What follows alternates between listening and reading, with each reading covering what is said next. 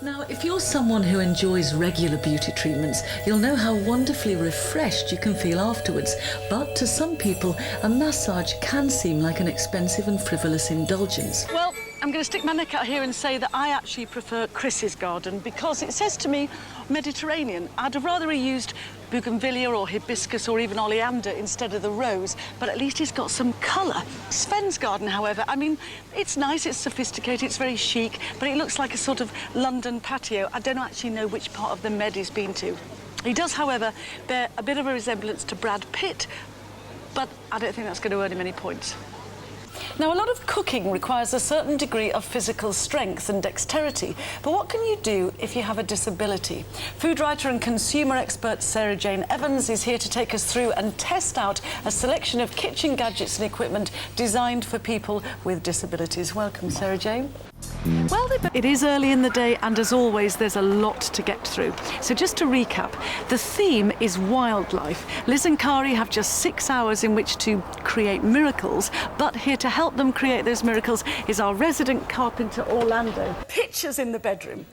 Very, very important. Try and move family photographs to the living room. What have we got there? Yeah.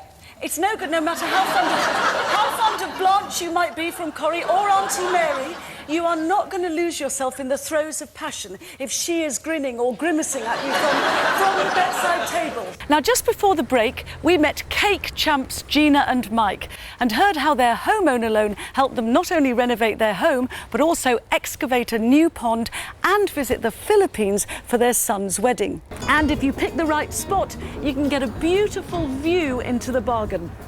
Getting here is also a huge plus point. Time for a short break now because I want to lick my plate, and when we come back we'll be meeting Lucy Young, who'll be cooking one for the boys, bachelor beef. Now, it's amazing what sort of everyday items can become collectible after a few years, but could you recognise a future classic?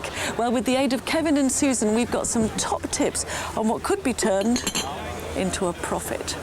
We are such fans of the programme, I want to say, we really are. Do you really? Yeah, we love it. And so every afternoon, so no, everything's got to stop. No, not quite as sad as that, but we really love it.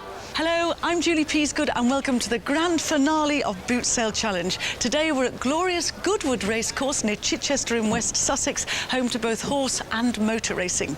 Our finalists are two teams of boot sale bargain hunters who have just £100 to spend in an hour and a half. It's lovely to come and talk with you.